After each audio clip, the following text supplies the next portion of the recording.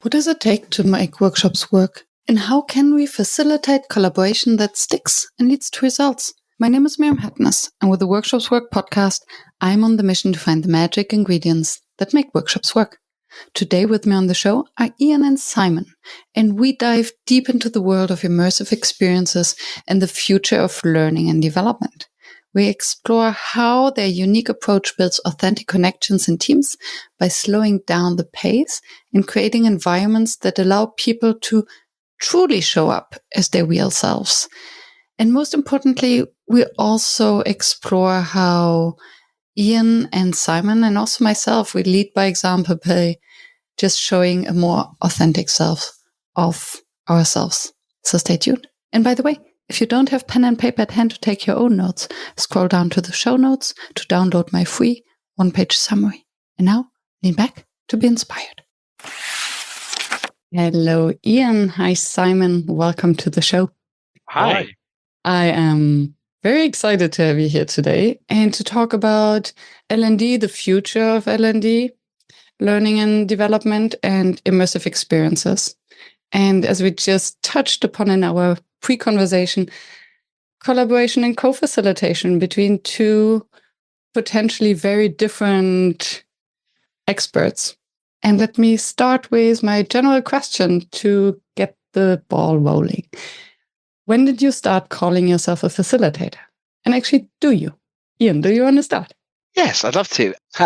So there's a seminal moment in my career that happened. I was actually working as a facilitator in inverted commas, probably for about 10 years or 11 years, and being really quite successful. I think there was something about coming in with a beginner's mindset that really is probably worth unpicking later on, because my career almost went through a U when the ego developed and kind of I started to think I was better than I was. But I was having lots of success for the first 8 to 10 years. But after about 8 or 9 years, I think, of really working and doing a lot of leadership development programs, what started to happen what had happened previously up until this point was whenever participants were leaving the room, I'd be standing by the door and they would all be waiting in line one by one to shake my hand and say, "Hey, Ian, you did a great job in there. You were so impressive." And unbeknown to me, my little ego was ticking away, right? And then after about 8, 9 years of doing this work, what started to happen was they would ignore me when they went to the door, and they'd spend all their time shaking hands with each other.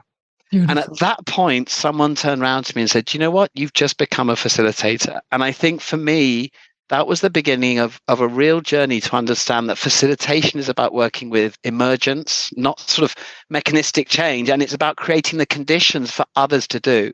And that's really taken me on a lifelong journey ever since that day. Thank you so much for sharing this anecdote. I love it so much. We'll come back to that later. Thank you. Simon? Yeah. So no, I don't really identify as a facilitator. I definitely aid in facilitation with Ian on some of the experiences we do, but I think I primarily identify as an immersive experience and game designer. And with a particular, so some of it's work that's purely for what I could call leisure and doesn't really have a high aspiration than team building, which is nothing wrong with that. And then on the other side, what's my true passion is really working on games and immersive experiences that were specifically designed for learning and development and facilitators. And yeah, I don't really like doing things that people have done before. So when Ian and I got together with Rob as well, then that's I think what was a lot of the excitement is like, ooh, this might really work, and not really people haven't tried it yet. So yeah, that was a lot of the fascination. So that's a bit about me.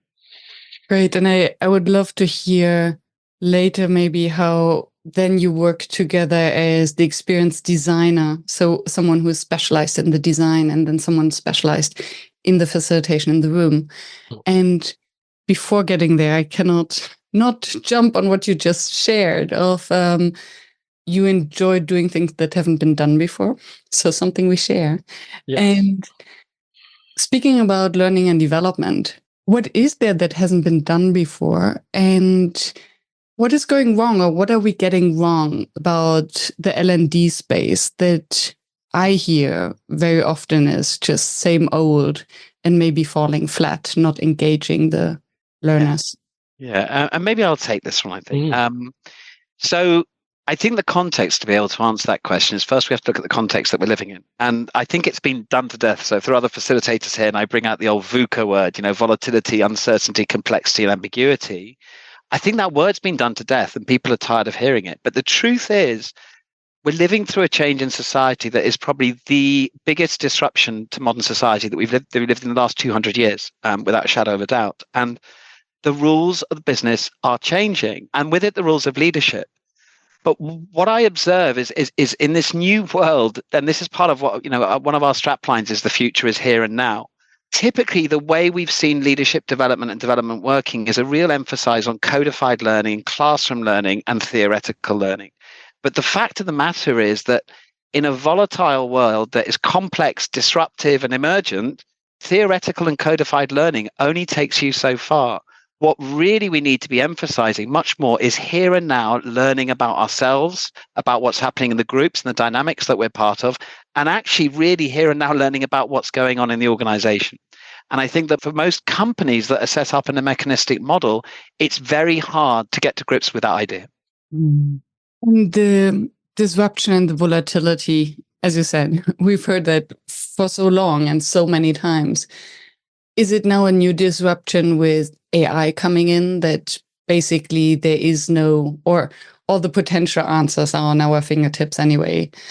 So the only thing that there is to learn and to adjust to is the human dynamics.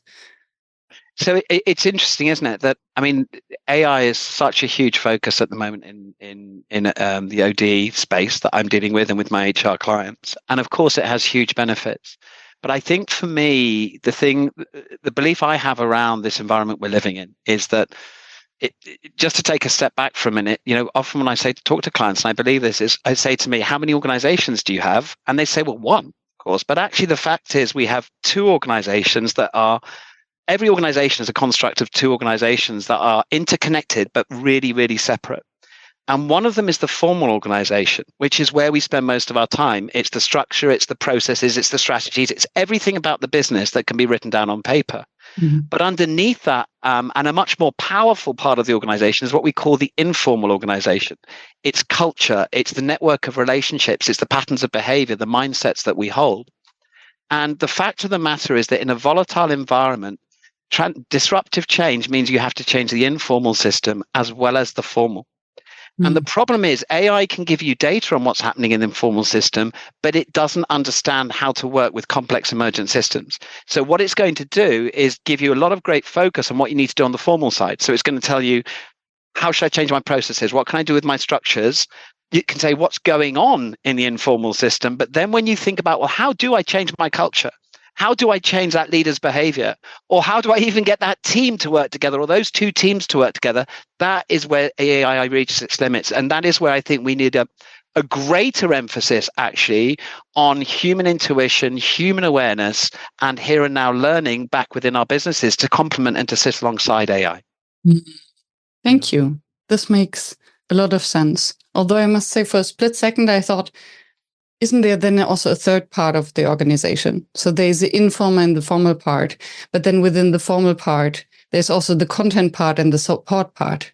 And these very often are two very separate entities that already struggle to speak the same language. One speaks the business language, the other one speaks the administrative language. So it's interesting, isn't it? Yes. So you're right. I wouldn't put that as different. So I would say that within the formal organization, you have a structure which puts people into those different roles. And then what you see is mapped to that in the informal organization, those two different functions create their own tribes with their own set of norms, their own set of beliefs in the informal surface, the informal system, that very rarely get surfaced. So rather than saying, hey, you work in HR and I work in business, we've got some different assumptions at play. Let's slow down for a minute and let's really figure out not how to solve this problem, but why we keep bumping up against each other. So let's go into the informal system. Most organizations will stay on the formal system, say, it's not working. I need you to do this. I'm going to push harder. And I'm just going to focus on action rather than slowing down into inquiry, which is really the secret of working with the informal system. And for this, we need self-awareness, the openness, the open mind, the realization that there actually is a problem and that we cannot change other people by telling them that they have to do things differently. Exactly. And I saw Simon nodding and smiling. So I assume that this is where you and your work comes in. So how do we solve that then? What's your solution? Well, I mean, AI is, a really interesting thing. I mean, it's my background is I studied computer science like some 32 years ago, which was, it was already coming into sort of like the courses back then. And it's something I've got, some level of interest in, and particularly over the last few years where we've really seen things start to explode and become a lot more public. And I definitely think it's going to have a positive impact on both learning and facilitation, but we're still a long way from AI being, I think, from being able to sort of like literally almost be like a camera in the room, in a group, and be able to tell exactly what's going on in the room, to pick up on all that body language, to pick up on all those little nuances, little flickers in people's eyes, and sort of go, what is that actually meaning? And sort of like, how is someone who's talking being received in the room? And then to be able to actually, give them proper feedback afterwards. It's, I'm not saying it's impossible, but I think we're sort of some way off from that yet. And to Ian's point, it's having. We're not able to replace humans, I think, yet as good facilitators. Yeah, especially I think the nuances that you mention and the body language is so dependent also on cultural patterns. So Right. Depending on which cultural context we are in, people might have different body language meaning different things. And then when we then entered the space of neurodiversity, having different body language or different verbal language might again mean very different things. Absolutely. I mean, I've learned, as Ian touched on before, I've sort of self-identified relatively recently as being more on the ASD spectrum than some people. And having spoken and worked with other sort of people who are more autistic, or have ADHD or something like that, sometimes that, they'll particularly just, it could be a small thing like they'll be, to help them concentrate, they'll need something in their hands to fiddle with, whether it's a pen or something like that. And if you don't know that, and that's actually helping them concentrate. Whereas to someone else who doesn't know that, they might be like, I'm boring you. You're fiddling with something because I'm bored. It's not actually helping you concentrate. So you're right. Whether it's through cultural things. I mean, I've worked in different countries around the world as well, Middle East and stuff. And there can be enormous cultural differences in how people accept and take them, from even just greeting each other to let alone to how do we resolve conflict or something like that. Go on, Ian. Yeah. Well, it's interesting, isn't it? Because I'm going to just put a bit of challenge into the ointment here, because it's very interesting how we're talking about the use of AI, which is to know stuff, right? Oh, I can know that the group is disengaged. I can know that person's disengaged. But I'm just going to take it back to the example I was making before.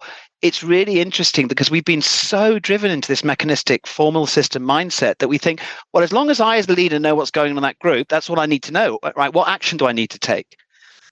That's not the way that culture and relationships work. If the three of us were in a group together and Simon suddenly found out that, I don't know, Miriam's looking disengaged, that piece of information on its own doesn't do anything. The thing that transforms the group is the conversation, right? When Miriam says to you, Simon, I'm feeling disengaged, and you say, oh, I'm sorry, I didn't mean to do that. And then you say, how do I do that? And it's the relational contact between those two that's really important. And I think very often what we are not emphasizing it, that businesses are fundamentally networks of human relationships. And it's the relational aspect that often drives the change in the systems and processes. So AI can tell you stuff, it can tell you what's going on, but it won't change those relationships. The only way to change relationship is through dialogue. And ultimately, one of the phrases we overuse a lot, though, is if you really want to change the organization, you first need to change the conversation. And it's an old one, but we still think it's true. What I hear is the learning and development space or leadership development space has focused on basically communicating change through the organization and trying to make other people understand and maybe follow, or even squeeze content into their minds. And nowadays, what is actually really needed is to open up conversations, to share perspectives so that people can align through their own efforts and curiosity. Exactly right. And if you just take that example a bit further, leaders at the top of organizations tend to, exactly as you said, focus on telling people what they need to do, making sure they're clear on it, and making sure they go and do it. But then what's missing in that is that those people at the bottom of the organization, when you go and speak to them without their bosses there, will say, look, we're ready to implement the strategy, but do our bosses know that they micromanage us, or that they are consistently misaligned with each other as a team, or that they bully us, or that there are often behaviors within the relationships that inhibit the system to be able to deliver what people need, but there's no conversation around that. There's no feedback mechanisms, particularly upper business or across functions, is where that relational and dialogic contact is lost, and there's no emphasis on it at all. And then does it become a vicious circle or a lost game that once the organization or the culture turned toxic, that there's actually no conversation possible? Or can you then gamify them back into a healthy conversation, healthy culture? Well, it's interesting, because I'll hand to Simon in a minute just to talk about the work we've done and team development and what we found about teams. But I think the one thing that I would really emphasize about what you said is, very often when I go into an organization, it is to unpick these toxic situations.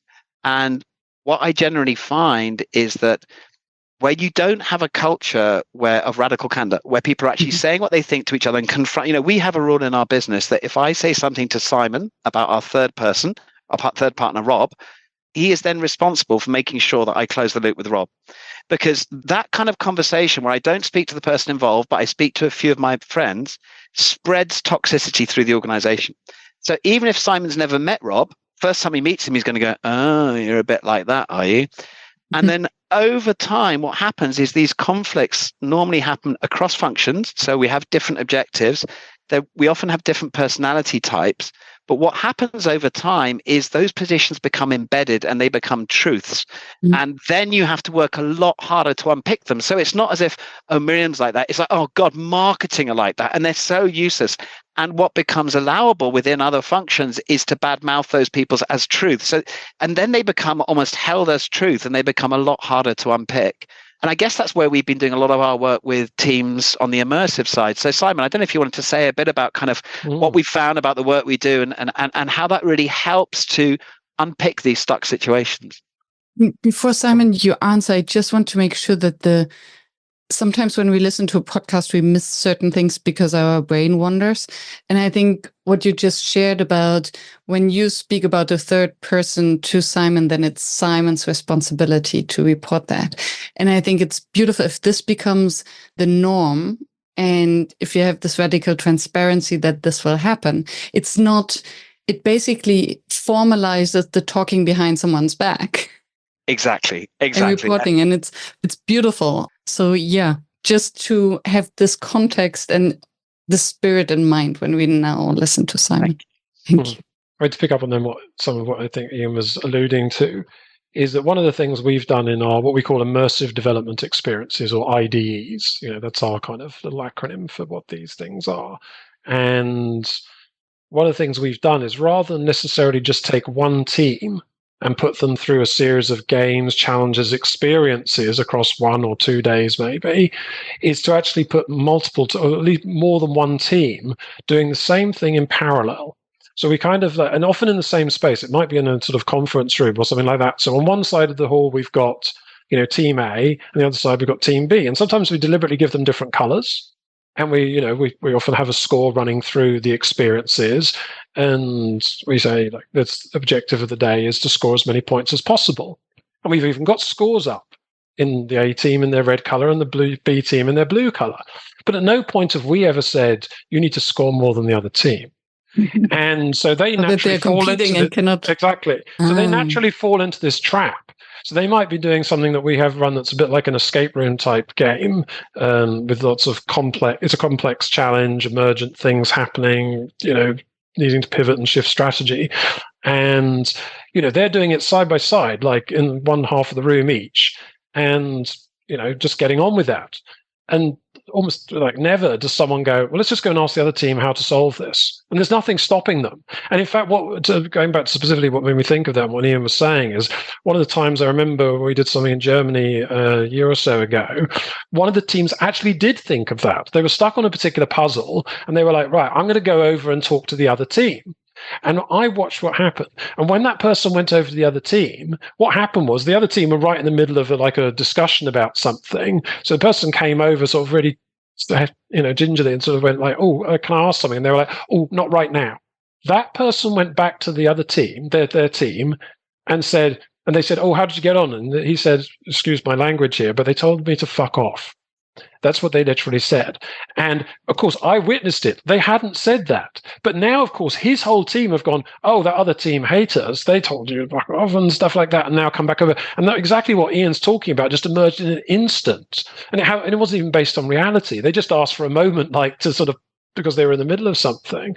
And then you see that, snowball through the day sometimes with more and more mistrust building up. And then at the end, we kind of go, well, and sort of team A have got more points than team B, and they're all celebrating and going, "Yay, we won!" And it's like, "Did you?"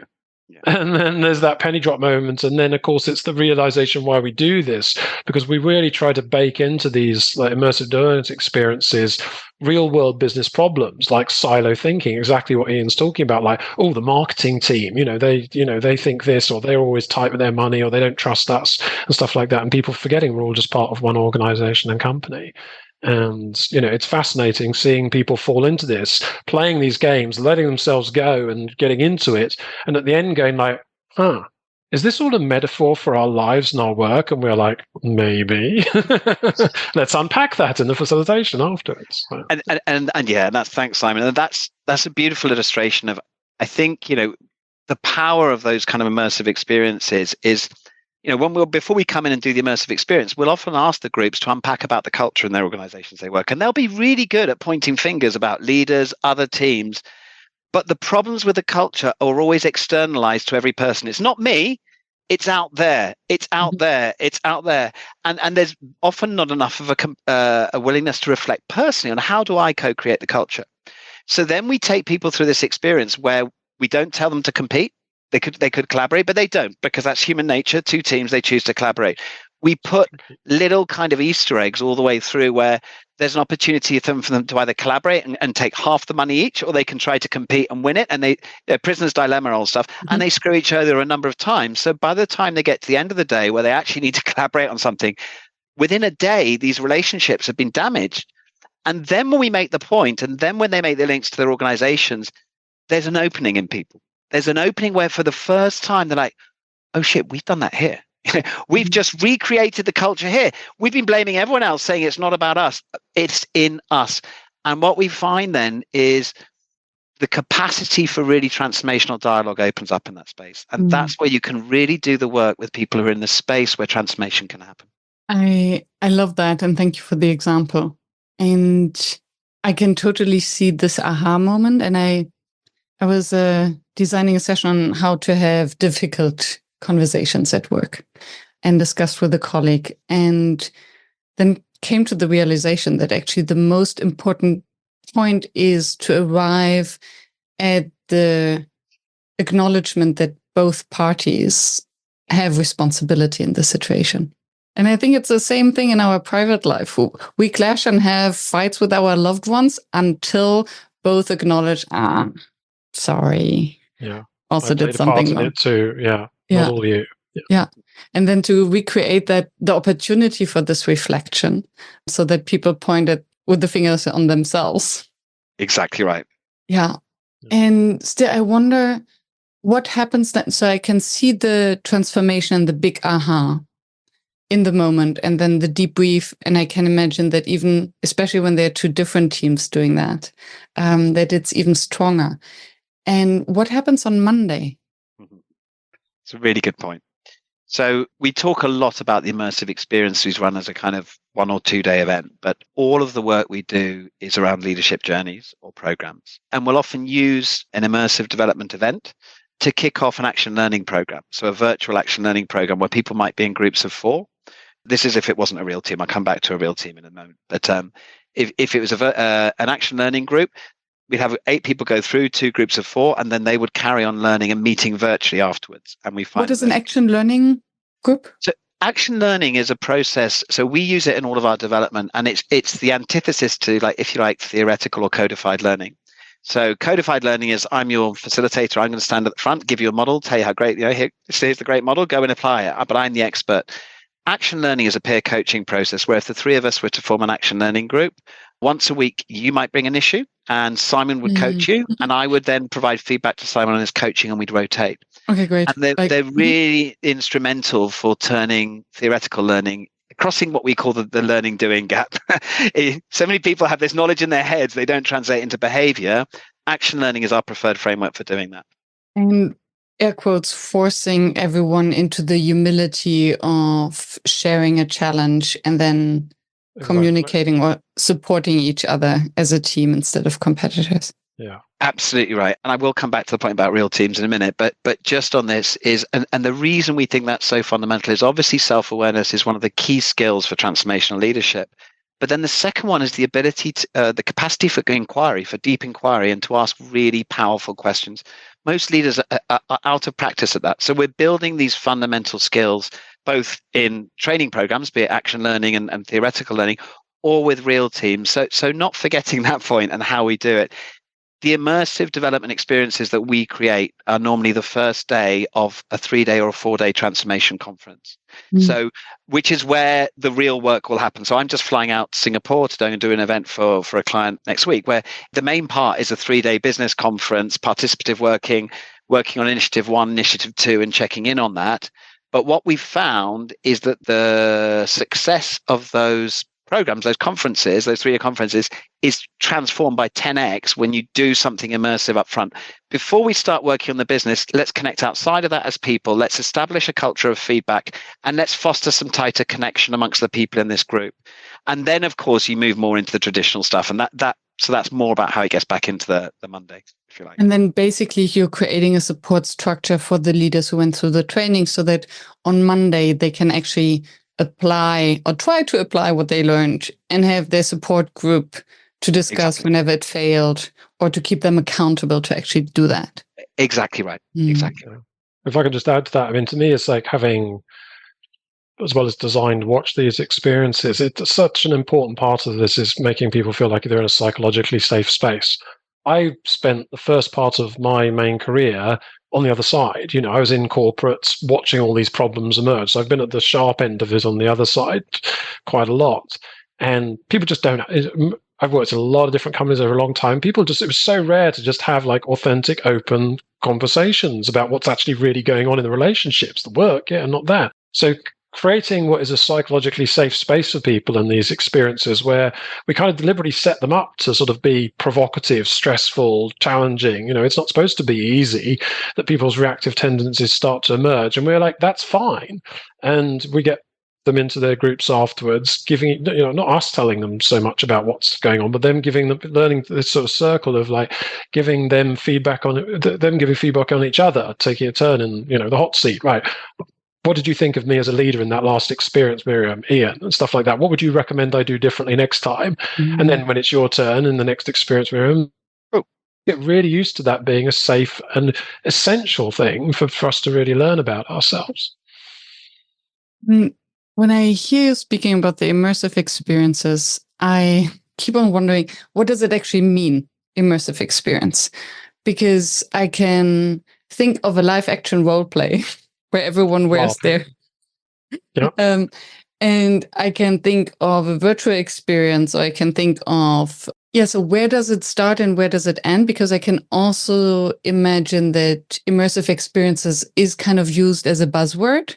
Yes. And as soon as we invite people into a different conference center and arrange the chairs differently, it's an immersive experience. Yeah.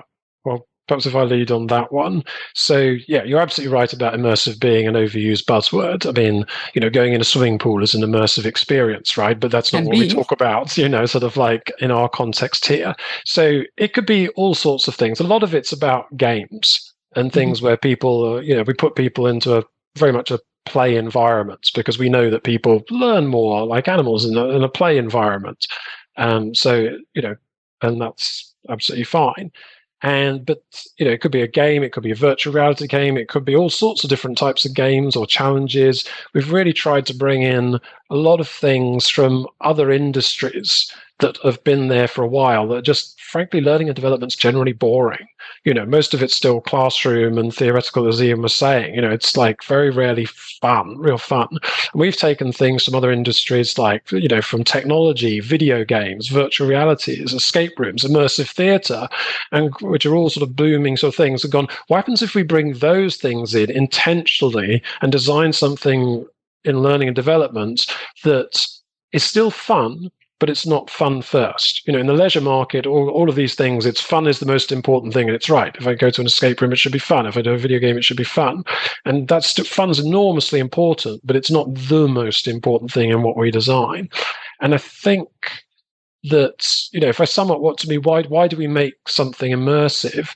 It's trying to give people as much of a sort of, where they forget they're taking part in an activity or something that's structured learning or a game, and they start to behave authentically as they would in their real life, in their working life, not how they think the facilitators, their colleagues want them to behave or what they're expected to say, as in they're really showing up as their true selves. Because once we do that, then it really helps unpack, sort of there. Yeah. And if I just say on that very quickly, I mean, what Simon's talking about there is absolutely how this partnership was founded, really. And it's really because the values that we often espouse are not the values that we rely on in practice. There's often such a disconnect. One of the biggest failures in leadership is people having a different self-image or set of beliefs they think they hold, and then acting on a different set when they're actually out in the world. And this was brought home to me before I even met Simon. I was running years and years ago a conference on dealing with crisis and crisis management and leadership in a crisis. And we'd given all the theoretical frameworks,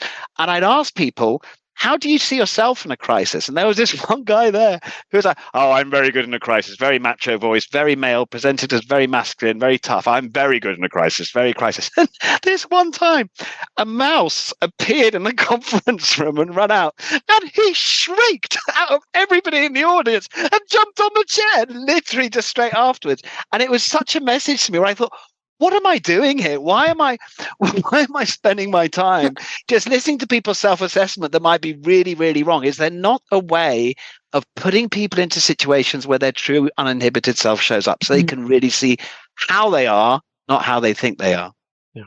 I love that. And it reminds me of continuously serving people, asking them for the most mundane skills like driving. How would you assess your driving compared to others? And everyone is above average, according to their own assessment. So yes, we are particularly bad in assessing ourselves. And in your example, or these examples bring up several questions, curiosities. One is, how long does it take for someone to really take on this role? Is it enough to assign someone to team A, team B, and suddenly something happens in our brain and we're playing this role already? So that's one question. And a follow-up question that I can also park is, how do you create then the safety that Simon also mentioned before, where the macho guy jumping on a table can then, because there are two things that can happen. When someone starts laughing, him becoming defensive and shouting and angry and finding any way to explain his behavior and why it perfectly suits his self-image, cognitive dissonance, or him starting to laugh and like, maybe I should review how good I am in a crisis. Do you want to start here? Yeah, I will do. So I think, just remind that the first question, if you just remind me, the first one was, how long does it take? And I think, and the second answer is going to actually build on this as well. But the thing I would say is it starts from the moment you arrive. And then I think there are things that you can do to create, as Simon said, if you've got two teams, one of the best way to create team identity is to give them different colored uniforms to wear, get them to create a name for their team, get them to do the introductions in their teams, and that's already starting to bond these teams. Right. But then, and you're creating these tribes. And then what we find is that then when the pressure starts to build, so you start to put them into something that's a bit frenetic, where they've got loads to do, it's a bit chaotic, and they're worried, they immediately start to worry about how their team's doing versus another team. And so then that competition and that unity just starts to build through that crisis. And it is, I mean, if you go back the founding father of group dynamics was a guy called Wilfred Bion, and he described 3 different processes by which groups create their identity. One of which is this fight-flight reflex. The way that we create the identity in our team is by having enemies outside, and it's so easy to trigger that. So deeply easy. Ingrained, yeah. Exactly. But I do think the second point, and then Simon, I'll hand over to you. But the second point about how do we create the safety, and this goes back to it being a journey. So before we even put people through the immersive day or days, we will, if we're dealing with a team of 8, let's say, for example, we'll form that team of 8 into 2 little action learning groups of 4 people. And those teams of 4 will meet before they arrive at the event. And that event will be constructed so that they can get to know each other. They can build some familiarity. They can start to practice feedback skills because that's going to be so critical, but they also can contract a bit around their norms and how they work. And we find that those groups having formed and developed before the event creates a support network. And it's a small enough group that you can create that support network within the event as well. Having said that, there are still times where people get feedback that makes them angry and or it makes them really pissed off, or it makes them reject the training. And it's one of the reasons why, throughout all the clients have said, well, how are we going to measure impact of what we do? Let's look at happy sheets. And I want 100% top marks 5 out of 5. And I've always said, well, I want 10% 1 out of 5s, because sometimes people are going to reject. And I think there's a balance to be struck between creating enough safety so everyone feels safe, but also being willing to accept that sometimes people are going to push back because they're going through an internal process themselves. You're basically attacking their identity and self-view. That's what you're doing. And that's what you want to do. And that's painful. And the first reaction, very human reaction, is to dismiss you. Of course you're wrong. Exactly right. Yeah. I mean, if I go back to, I'll say a couple of things. One, something happened to me when I did my first corporate job. I think I was 21. So we're talking 1992 here. And I remember it like it was yesterday. So we were put into 2 teams in 2 different rooms. This is part of an off-site sort of getting to know each other graduate program thing. We were given a single challenge. We were 2 teams put into 2 rooms, and we were told, here's a collective problem you've got to solve, but you can't go between the 2 rooms.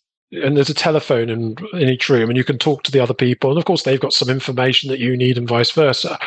And at the end of the experience, when the facilitator was sort of getting us everyone back together and asking how it went, they went straight in for me. They said, Simon, can you remember the bit where, you picked up the phone? And I was like, no, I didn't think I'd used the phone. And they were like, well, I'm just going to share something with you now then. At one point, one of your team picked up the phone to talk to the other room.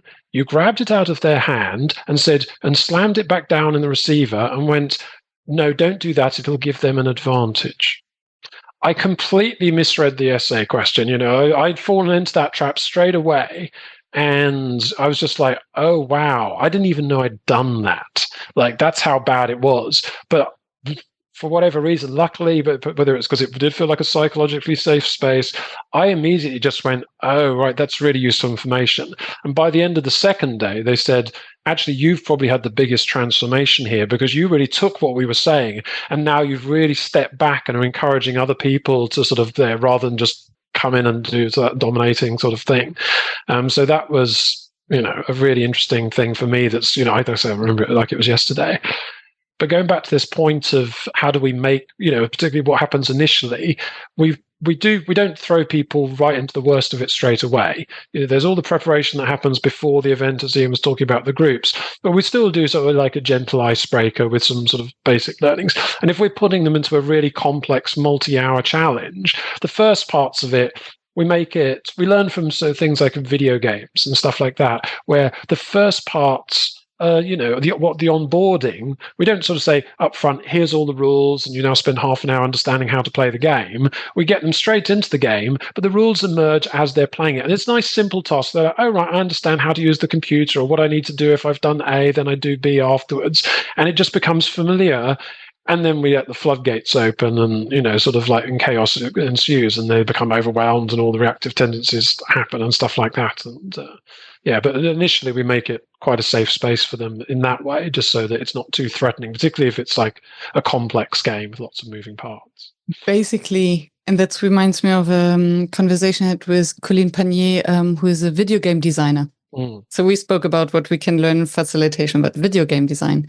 And she basically mentioned that we make failure a very easy to fail and thereby to learn, that we only get to the next level once we have gained the capabilities that we need for it. Absolutely. And, I think we all know, right, that if we gave them just a really fun, easy experience or game, they probably wouldn't learn anything. We learn through failure. That's what I learned in my story about putting the phone down. I learned because I did something really badly wrong, and it's really resonated with me, to this day. It's, like I said, it's an interesting lens from a video game perspective. Absolutely. That there's so much to learn from that. And there's also the making failure safe, and part of it, like normally in an escape room, for example, you want most people to succeed. You want them to do well. You want them to complete it and, sort of get out in time or whatever, complete the challenge in time. And it's been really fascinating doing something for learning and development first, because we don't necessarily want that. We do want to have failures. We do want to have hot spots. In some ways, the team are going to learn more, and that's why they're there. If they do fail, if things, if they do show up themselves and we do get to experience the real problems they're actually dealing with in their real life. So that's why we kind of sometimes create not impossible challenges, but like deliberate rabbit holes. We'll give them this is a fascinating object or task here, and it's worth lots of points. And they'll go down into a rabbit hole and think, I must solve it, I must solve it, I must solve it. No, you don't need to. We kind of just put it there to see if that would happen. And would someone else in your team or the leader go, hey, look, you spent a long time on that. Let's come back and join the rest of the group now, and stuff like that. All sorts of things like that. Beautiful. So what I hear is to have small traps so that the progression of failure becomes bigger. So first they have only small failures, so they can laugh about it and it's safe. And then they realize, oh, we're laughing about it. We learn it's okay to fail and to make mistakes. And then when they progress, the failures and mistakes get bigger because it's also safer. Yes, and it's difficult to judge because, humans are humans. They what will happen in one group won't happen in another. But we often see a lot of the same sort of things. Yeah, and we do deliberately, as you say, design these little traps for them to fall into. And some people never even notice they're there and bypass it, and others, the whole team falls into the trap, and that becomes the big thing we try and unpack. Go on, Ian. You were going to say something. Well, it's just interesting, isn't it? Because just going back right to the beginning of our conversation when we talked about VUCA, volatility and uncertainty, I think this also is reflected in the mindset that we see amongst senior leaders. Senior leaders want to be good, so being bad or wrong, or getting things wrong is bad. But also they want things to be perfect ahead of time. They want to know ahead of time, what does my transformation plan look like for the next 12 months? And then they engineer these really complex siloed programs with 12 different initiatives that never speak to each other for a year. And then they get to the end of the year and say, well, why did the program didn't work? And it's because in today's environment, there's no way we can have certainty what we need to do in 12 months. We need to put our best guess out there. So put a program together, but within a month, bring that whole community back together and say, right, we know we're going to fail. We know this isn't going to work. How do we need to adapt it? And that willingness to fail quick, learn from it and adapt at the collective level is probably a real skill that most leaders don't put enough attention in because their mindset is all about being perfect. Yeah, and I think the entire generation of current leaders, that's what they've been trained on. And I think it's not only a personality. Well, I think there's a self-selection into certain positions or roles or professions where we are more prone or not to be open to failure. I think when you're in software engineering or programming, you are used to the fact that it's never done. Yep. That it's constant failure and updates and things don't work and a bug appears. But I think when you're coming from risk management, from accounting, even from mechanical engineering, I would say, I don't know anything about that, but from my understanding, you really want it to be perfect because it needs to last for another 100 years. Yeah. When it comes to things like nuclear defense systems or aircraft, we really want that rigor we and don't want to in fail place. forward. But other things, we don't need to sort of have quite as much thing. And as you say, I mean, my IT career for decades is absolutely that. Like, you've never finished creating a product. It's always something new because new needs emerge from the users or something like that. Nothing ever lasts and stays the same in IT. Yeah. In your opinion, what makes a workshop fail? I would say three things. And the first, I think we've already alluded to, and that is people's mindset when they walk in. I'm assuming this is a complex problem that we're dealing with in this workshop. If it's simple, then maybe not. But if it's a complex problem that we're dealing with, everybody needs to be walking into that thinking and seeing that they are part of the problem as well as the solution. And very often people are not going into that mindset. Our default mindset in business is so combative that people are often going in with their defenses up, looking how to keep themselves safe and how they can make sure that it's the other people who get blamed because it's all their fault. So unless you can somehow shift that and disrupt that, I think that is one of the most common reasons I've seen things fail. The second is actually language. So one of the things I'm really passionate about is coding language and really paying attention to the patterns of language that clients use. So we talk very much about the head, the heart, and the hand. When people are talking in the head, it's all around meaning. How does this all fit together? What's the big picture here? What's the root cause? When it's heart, it's affect, it's emotion. How are you impacted? How are you feeling? How will our people be impacted? And when it's hand, it's about doing. What are we going to do? And then if you can imagine, there's a matrix of first person, second person, and third person. So first person is when I'm disclosing what's going on in me. Second person is when I'm talking about what's going on between us or within the group. And then third person is when I'm talking about what's going on in the organization as a whole and everything outside of this room. And we pay a lot of attention to that. And what we find is that most teams have dynamics where they're stuck in using very, very small part of that whole canvas. So typically, for example, we see most teams don't engage in the language of affect. They don't talk about emotion. I was working once with a team, a very, very, very senior exec. So I'm not going to say who they were, but a very well-known company, global company. And I was trying to facilitate a quite important conflict amongst 15 of them. And they weren't getting anywhere. And so I tried to jump in to say, hey, can we stop? And they pushed me out of the way. One of them literally physically pushed me out of the way so they could carry. No, we've got to keep going. And rather than stop and pause at what they were doing, they just dug in deeper and went harder and started getting more aggressive. So I tried a second time and got rebuffed and I didn't. And they pushed me away again. And the third time I had to jump in the middle of the room, scream, stop at them because they've been going for 45 minutes. And then this is an example. They just weren't using the affect. So I said, we're going to go around the group one by one. How are you feeling about the progress you're making right now? And what you got out was, we're getting nowhere. I'm really pissed off. This is useless. I'm so frustrated. I'm like, great. Can we now try something else?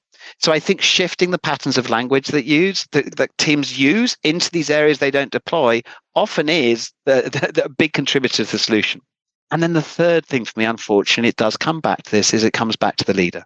So for a team to workshop an issue, what you are trying to do is to get to a horizontalization of power in that room. And that really ultimately is one of the key roles of a facilitator.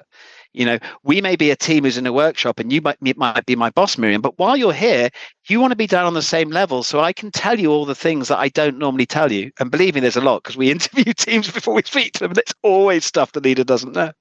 But if the leader has a strong ego, if they're unwilling to be self-reflective themselves, right? If they're unwilling to engage in this kind of courageous vulnerability that is needed to work in these teams, then the rest of the team is never going to go there as well. So that's why often, even succeeding in a workshop, there may be some work that needs to be done with the leader before you go in. So sorry, that was very long-winded, but yeah, those three things for me.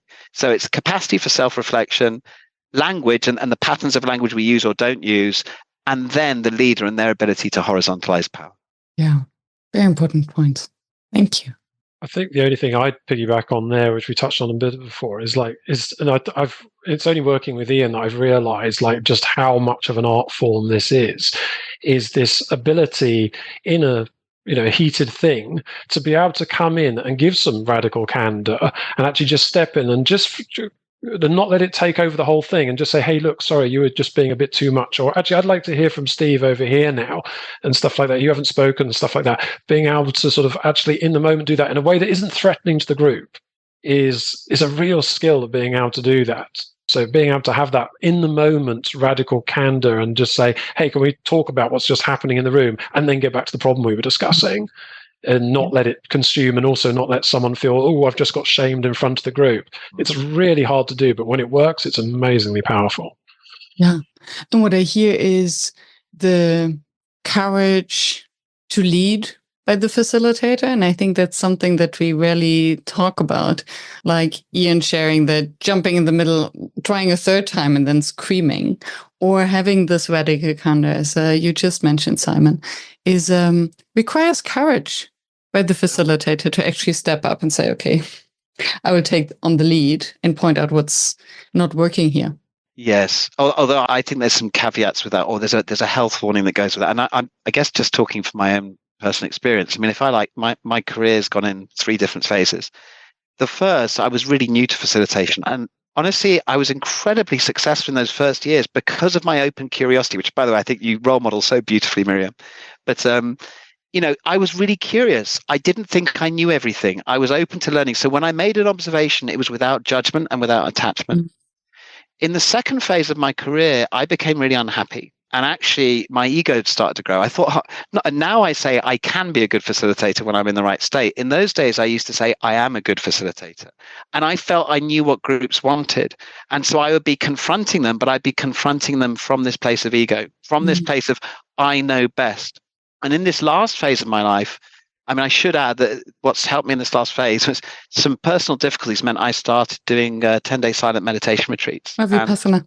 I've done about 20 of them in the last 15 years, and they've changed my facilitation practice entirely. So now what happens with these moments of confrontation is I'm normally incredibly present with the group, and they're having a conversation, and I can actually feel the energy of the group reverberating inside my body. And I'm reverberating in parallel with them. And then all of a sudden, they may be having like this really friendly conversation, but the energy in my body is totally different to what's manifesting on the outside of the group. And I just keep paying attention to that energy, and it builds and it builds and it builds and it builds and it builds inside me. I do nothing. And then all of a sudden, it's like whoosh. It's like what happens is it's almost like my consciousness goes above my head and above the whole situation. So I'm looking down on it. And I can see myself speaking words, but they're not coming from me. They're coming from the field. And very often what's happening, I'm watching this from very high up on the room going, you can't say something like that. I've had moments where I've said, this is a total failure of leadership in this room. And I thought, oh my God, that sounded, I would never have thought to have said that. I wouldn't have done it. And yet it's the perfect thing that the group needs at that time. And then almost invariably, someone come up to that evening and say, you know, what you said at that moment was the perfect thing to say at the perfect time. And 99% of the time, I can't remember what it is I've said. So it's almost like the words coming through me rather than me going, right, I need to get this group sorted and being very cognitive about it. It's almost I'm just being present and stuff just seems to magically come. I think I'm probably sounding a bit hippie now, but there is something. You do, and that's absolutely fine. Sounds like a flow state. You're almost in there. Yeah, and I think this is another level of presence to really feel the group. And I think I did 4 Vipassana meditations and just signed up for my 5th one, so I can relate. And to have this sensation, and also to learn to just wait and not to react immediately. But then, and I wonder whether the group then senses the sincerity in your reaction, because you're coming from a space of care. So it has resonated with you. And then you're coming from a space of care where you speak out what nobody else dares to. And I think groups somehow sense that, whether there's ego involved or not in what you're saying. Yeah, I think that's absolutely right. Yeah. And now I'm even more curious how, and we mentioned that in the very beginning, the collaboration works between the two of you, because now I see how inherently different your approaches can be, at least from where you're coming from. So how do you combine that? And maybe more interesting, where does it become difficult? Go on, you go first, Ian. No, you please, Simon. I'm talking like you. All right. Well, I think the moment, so Ian and I and other sort of my business partner Rob all met through basically Burning Man. We wouldn't have met without the sort of Burning Man community, so we can talk about that for ages, but I'll avoid that. And early on, so although I technically met Ian some while ago at a Burning Man event, it was sort of Rob who really sort of reintroduced me to Ian and sort of said, right, okay, we should do something together in immersive development and stuff like that. And fairly early on in that, I think there was a certain amount of conflict between myself and Ian was probably kind of going like, who is this guy? So like, who does he think he is? And I was talking to Rob separately and sort of going like, oh, I'm really worried and stuff like that. And he's like, oh, I'm not sure, Ian's really understand that. And I was then, I said, look, I can't tell Ian about what's really going on, right? I mean, I'm feeling really sort of threatened. This all taps into like stuff to do with my father and, someone who, the fact that I thought about and almost committed suicide when I was a teenager. And he was like, no, Simon, you need to tell Ian this. It's going to change everything. I was like, really? And it was such a huge thing for me to sort of be like that open and vulnerable, not feel judged about it and go, what, this can be part of a work conversation? We can talk about stuff from like that from my childhood. And, there's various times it's happened with me and where there's been that sort of like, real authenticity and openness. And it's really made the other person go, oh, I didn't know. I didn't realize that was going on for you. Thank you for sharing that. Now we can approach things in a completely different way. And so we do really practice what we preach effectively from there. So, yeah. And I think the thing, it's been an amazing journey, I've got to say. And it's a really great journey of how to get people whose personality styles are fundamentally diametrically opposed. Simon and I are so, you couldn't put us into, we're two totally opposing quadrants. And somehow by necessity, I mean, if you look at, I hope not was quoted, but Simon's background is in sort of risk management, it's in detailed project management, it's in technical design and game design. And all of these things, you have to be incredibly detailed, incredibly rational and analytical and break things down into pieces. And I'm working in an environment where, well, what's going to happen at 2:30 this afternoon? I said, well, I've got a vague idea, but honestly, I've got no idea. Whatever emerges is what happens. So I'm not wanting to tie stuff down. I want to speak at a high level. I want to, sense the whole before I go into parts. So every time we were meeting for the first 6 months, it was for both of us like pulling teeth. And I think we both questioned about, can this actually work? Because these meetings are taking so long and we're going to a depth of detail. And Simon's going, but Ian's leaving so many risks. And as Simon said, what we've done is really practice what we've preached around this here and now learning, because here and now learning is not just about immersive development events. You're building a muscle there so you can actually do it back in the real workplace. I think one of the things that you asked me before was, how has L&D got things wrong? Or, what was, I think one of the other things that L&D, I don't understand it, is why we want to isolate learning from real work on the business. It's like I go to work and I do my job, and then I go into a classroom and I learn. And, for example, this relationship between Simon and I, we spent a lot of time processing what was going on between us at a relational level. We weren't talking about the business. And some people have said, why are you wasting your time doing that? Because we had to put a lot of hours into this, and it felt like pulling teeth, and it was really, really painful. But what's come out the other end is we have a fantastic working relationship now. And I really believe that because we are so different, what it enables us to create creative magic together. I couldn't have done this with another mini me. Simon couldn't have done it with another person more like him. It required these differences, and that's really required work. And just, the other part of this as well through that journey was not only has it impacted our businesses, it's also impacted our personal lives. So through these conversations and through really saying, hang on, what happened then? And what's your interpretation? What's your interpretation? We've both actually been on journeys of our own mental health and our own mental development. So I'd always known there was something wrong with me, but it's only since these conversations that I've got a diagnosis of ADHD. Actually, and it's through the feedback and the learning that was provided by Simon and Rob that I've learned, and it's changed my whole personal life. And Simon, do you want to say a bit about your journey as well on this? Well, yeah, we had a almost explosive incident one day because, not being really authentic and stuff like that. And it was only that afterwards I was like, wow, what happened? Are we going to be able to work together anymore? That I kind of went into this. It was about the time my father had just died. And it was me also starting to go, oh, I'd always had a strange relationship with him, and just kind of going like, oh, I think he might have been autistic. This would explain so many things, why he didn't get I was like, why don't you understand what's going on in the room here in this social situation? And at the same time, I was like, again, Rob was sort of kind of going, well, maybe there's something here for you, Simon, on this spectrum as well. And I started looking at that and going, oh, this would make a lot of sense. And then when I started talking to someone else who I work really closely with, who's both very strongly autistic and ADHD and has researched it and knows all sorts of stuff about it, and I started going into things about my child, and they were like, yeah, textbook, yeah, classic case and stuff like that. And I was like, right, okay.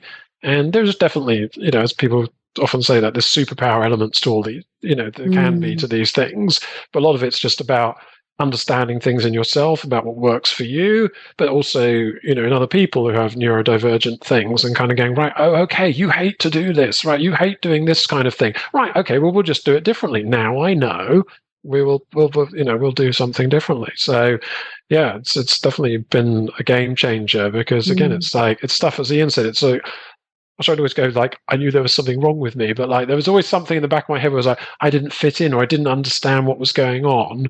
And the learning journey is never complete, right? We always started learning every day. It's a school day, and we're still going to learn stuff about each other, I'm sure, going forward. But that's been a really significant thing, I think, for both of us.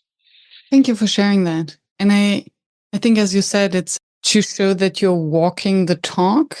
And I think having succeeded in making your working relationship work, and that's my assumption, helps you to be authentic in showing difficult work relationships that they can also make it work, because you've done it. And I think what is so beautiful in your story, that it all boils down to being open and vulnerable enough to help the other person become empathetic. Because until you shared that your brain might function differently and that you have different preferences, you've been just being difficult. Yes. It's so easy to just put everyone who doesn't behave as we want it, or we are used to it, or as it fits us, into the you're being difficult box. And then suddenly when we understand, oh, they're not doing this on purpose. And then suddenly we become this very generous people who are ready to accommodate everyone. Exactly. Because they're not doing this on purpose to harm us. And I think that's a muscle also to train, to stop seeing everyone as a potential threat or an enemy. But it's difficult. It requires continuous effort. So my mental help is that I try to remember, also in my interaction with my partner, that there are people who have lots of appetite and others don't have as much appetite. And I would never argue with someone why they're still hungry. Mm-hmm. Okay? So if my partner needs more structure, a different form of conversation and communication, then it's not about me to argue that. Yeah. But I think we have so far failed to understand that there are basic human needs that are not physical needs. I think you're absolutely right. And can I add something else on there? And I think this comes back to the tribalism that you see between functions in business. Is what we often find as well is that between functions, there's often lack of understanding, because what happens is you get, these are stereotypes, but there is a truth to it. You get more introverted people in a finance function. You'll have more extroverted people in a sales function. And this leads to what we call normative truth. So, there's three different types of truth we talk about. One is objective truth, which is 2 + 2 = 4. Subjective truth is, I believe this, political belief, whatever is true. But a normative truth is where it's groupthink, and it's where the group convinces itself. It's a subjective group truth. So what you start to see is all the people in sales start to think of the people in finance generally as quite introverted and boring. They reinforce their own personality style and they become really judgmental. And what was really lovely about this experience between us was it was almost like we were meeting from two very different functions. But by taking time out of the work to explain what's going on in the relational process between us, I started to learn so much more about how people think and feel differently to me in a way that I don't think had been as grounded before. I think that these kind of experiences, they build that empathy by helping me understand and see and learn how people, and it's become a really fascinating journey just for that process of learning alone. But I think you're right. It's critical in creating empathy. Yeah. And I think we're not taking enough time to actually realize that people don't see the world through our eyes. Absolutely. Yeah. I have 2 questions left on my, I always ask, and we are almost running out of time. What remains your facilitation challenge? And this can be individually or as a team that is so inherently different. So you mean in terms of what is it that we're aspiring to do now, or my goal is, our goals are now? Is that what you mean by challenge, or your challenge? What is still difficult despite all these years? The juicy bits. So I'll go first. So then I think I'll come to the actual sort of mechanistic challenges that I face at the moment. But I think, if I'm really being honest with you, Miriam, there's a bigger systemic question I relate, which is outside of facilitation. And it's really about the system that these companies fit in. And it's the system of corporate multinationals. And I love the work of what we do. And, I talk very much, my job is a connection catalyst. I help create connection. I help balance direction with connection at work, because I think we've forgotten about the importance about relational connection. But then sometimes when you look at many companies, the type of leaders who are getting to the top, they're not necessarily always the best of us. They're often the ones who go against that mindset. They are very rational. They don't really focus on emotions. Some of them can be quite uncaring about their people. And even if you've got a really good meaning leadership team at the top, there are questions for me that get raised about helping a company to market more, to consume more, when we've got a consumerist crisis going on. So it's probably not as helpful for your webcast. But if I'm really honest, I think as a facilitator, one of the struggles I have now is about working with big corporates. And our passion now is to work more with medium, fast-growing companies or big corporates that really want to do something different. So I think there's a question there about just the societal context we're living in, and whether really global corporations really are that more helpful to us anymore. But that's probably outside of the facilitation space. I think for me, within facilitation, my biggest challenge at the moment, let's not talk about offsites and immersive events, but just in terms of meetings with clients, is the pressure on time that everyone is exerting. And you particularly see this in technology companies. And I understand why it happens, but I feel it's gone too far, which is that every meeting is a half-hour meeting. And people's diaries is just like bing, bing, bing, bing, bing, bing, bing, bing, bing, full of meetings. Now, I fully accept that it needs to be like that for 90% of the time. But there are some problems that are so complex and so big that you can't have a half-hour meeting to solve it. You need to slow down. You need to take 3 hours, bring people together, really spend some time listening to everyone's perception of the problem before you go deep. Oh, look at that slow productivity. She's hiding up the book. That's exactly my point. So it's getting people to slow down. It really is a real challenge in today's always on, a million miles an hour, faster is better kind of culture. Yeah, I mean, I've been on the other side of that, as I said, in corporate IT and particularly sort of agile tech companies. And it's, the pace can be just relentless. I remember there's been weeks where I've been like, I've got my week's filled with meetings. When am I going to get any work done? That's my job isn't just to attend meetings, but there's so many of them like that there. And am I really critical to all of them? And the shame of like, I just don't show up to a meeting. What are they going to think? And stuff like that. It's a real insidious pressure to just conform and go, well, I've been invited to a meeting. I must go to it. And I feel bad that I've been invited to 3 meetings in the same hour and I've got to pick, and it's just like, why should that be my problem to deal with? It's something far more systemic. So yeah, it is. Ian's right. It's a big challenge, and I find it's very useful for me when I'm designing things to try and help people in those situations that I've been on the other side of the fence. And sometimes I can just talk to them in the breaks and stuff and go, I really understand what you're going through because I've been through it myself. Yeah. And I was just showing the book Slow Productivity that I've been just fascinated by. And I was actually reflecting, what if we applied slow productivity on our work as workshop designers or meeting designers, doing less at a more natural pace, higher quality. And then coming back to what you shared earlier and taking the time for these real human conversations to understand, how do we actually relate and communicate to each other?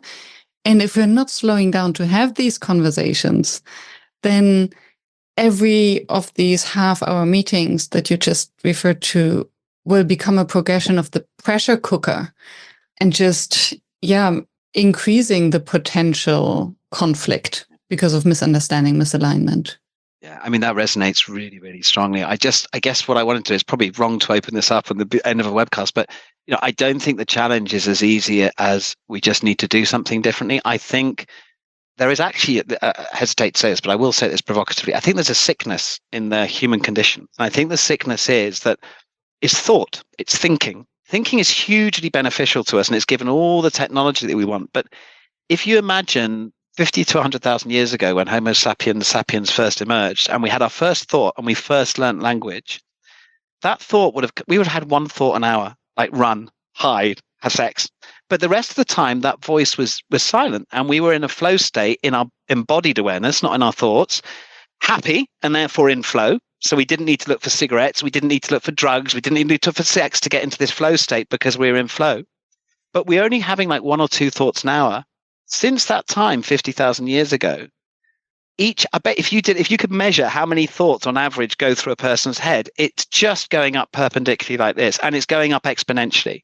And I think there are 2 points about that, is that if we want to slow down, you can only access that flow state when you're not thinking. So if we really want to get to a more productive, a slower, a higher quality, a more connected culture, I think there's a bigger question around how do we legitimize and create an environment where people can learn to switch off thought, where they don't have to be on all days, and where actually just sitting and being present is is valued just as much as thinking. So I think there's a biological question or a psychological question for us in there as well. Does that make sense? Absolutely. And I recently had Mark Walsh on the podcast, who is the embodiment, I would call him the embodiment guru. I don't know whether he would support that.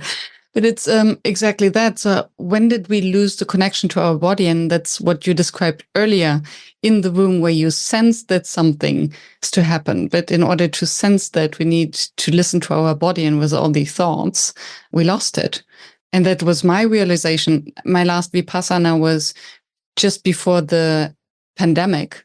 And I'm now realizing I was an edge away from a burnout, and realize, okay, I need to go back to retrain this muscle, because it's crazy what's going on in my brain and on my agenda. Yeah. I mean, I saw it in some of our experiences where we often step in and intervene. We might be running a game for like multiple hours, and increasingly we're like, oh, there's real value of just stepping in the game and going, right, press pause on the game and the clock. And we get people to talk about what was going on there. And one of the first things, I saw Ian do was like, just kind of go, right, ring a bell or something and go, right, we're all just going to meditate for a minute.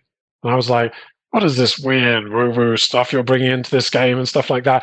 And then you start to realize the power of it. It's like, right, just spend a minute, just listening to your body. What's going on for you?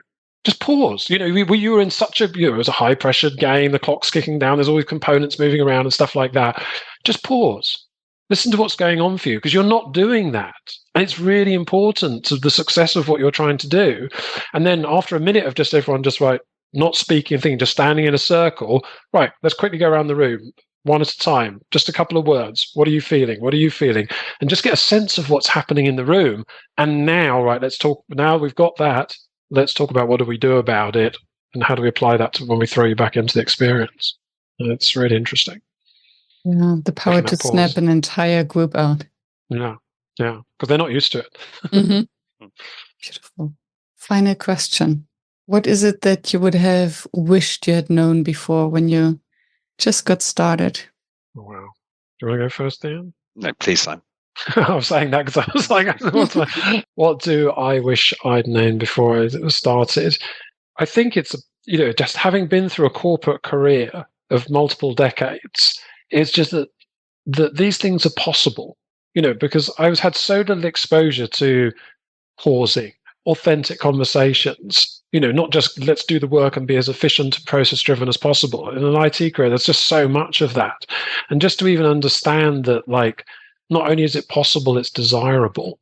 If I was going to go back into an IT career, and I'm not, then I would want to bring all that in and go, guys, no, let's create like an afternoon where we don't just just go off and spend some time thinking about things and create the space for it. Or let's make it safe in a retrospective, and add our retrospective to sort of go, right, okay, all right, that's what's going wrong in the program and the build and stuff like that. But what's going wrong in the team? And for everyone to feel safe about that. It's to be able to sort of bring that in, and that we can create these immersive dominant experiences that are psychologically safe to, help make people realize that and take that back into their work and go, oh, we don't just have to do it in the game. We could do that in work as well. It worked there, so surely it will work in work as well. Thank you. Thank you, Simon. I think for me, if there's one thing I wish I'd known when I was younger, and I think this is a function of my age and wisdom, he said, hopefully, it's just that the world there's a saying, a really favorite saying of mine by a quantum physicist, David Bohm, and he had this weird quote that I never really understood when I first read it. And he says, thought creates the world and then says, I didn't do it. I love that quote. Thought creates the world and says, I didn't do it. And I never understood it when I was young. I was typical cognitive. I was so into theories. I mean, the latest theory, give it to me. And all my presentations and my workshops were full of theories.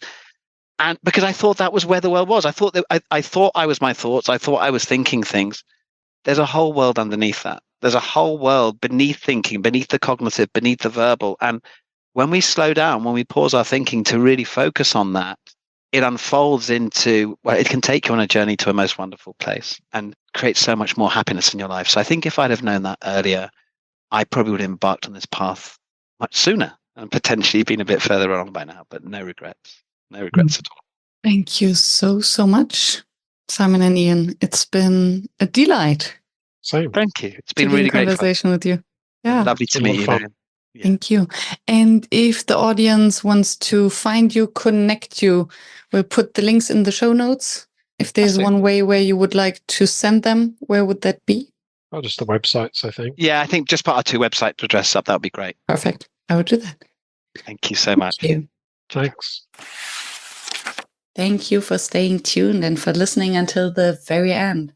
I hope that you found the inspiration and the wisdom that you are looking for. And I hope that you will subscribe to the show so that you never miss any of the interviews with another inspiring facilitator from across the world. I'm devoted to continue this podcast and to deliver weekly an episode that maintains the quality that you expect and you deserve. And if you would like to help me to maintain this quality and to keep the podcast free, please help us.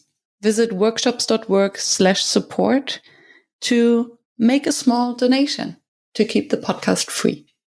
Thank you so much. I hope to be in your ears next week.